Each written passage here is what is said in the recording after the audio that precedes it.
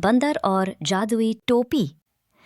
एक बार की बात है, एक छोटे से जंगल में एक बहुत शरारती बंदर रहता था, मोंटू बंदर। मोंटू को दिन भर बस एक ही काम था, सबको परेशान करना। कभी हाथी की सूंड खींच लेता, कभी तोते की पूंछ पकड़ लेता और कभी-कभी खुद ही पेड़ों से लटक कर भू बोलकर सबको डराता। एक दिन जंगल के रास्ते से एक जादूगर गुजर रहा था। उसके सिर पर थी एक चमकती हुई टोपी। वो टोपी इतनी सुंदर थी कि मोंटू की आंखें खुली की खुली रह गईं। मोंटू बोला, अरे वाह, ये टोपी तो एकदम हीरो जैसी है।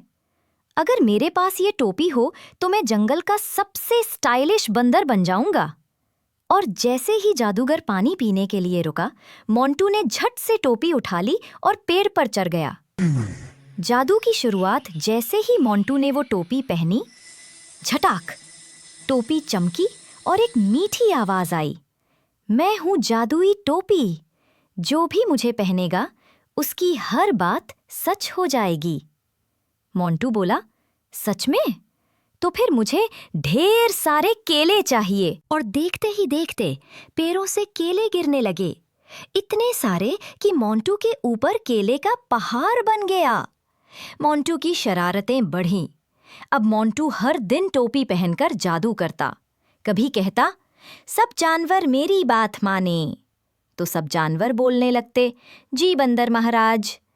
कभी कहता, मुझे राजा जैसा सिंहासन चाहिए, तो मिट्टी का ढेर सोने का सिंहासन बन जाता। हाथी, खरगोश, तोता सब हैरान। जंगल में कोई काम नहीं कर पा रहा था, क्योंकि मोंटू हर चीज को जादू से बदल देता था। फिर आया ट्विस्ट। एक दिन हाथी ने कहा, बंदर भाई, तुम तो बड़े जादूगर बन गए, लेकिन अगर टोपी उड़ गई तो? मोंटू हंसकर बोला, टोपी और मुझसे दूर? असंभव। बस फिर क्या था, हवा चली, टोपी उड़ गई, सीधे तालाब में।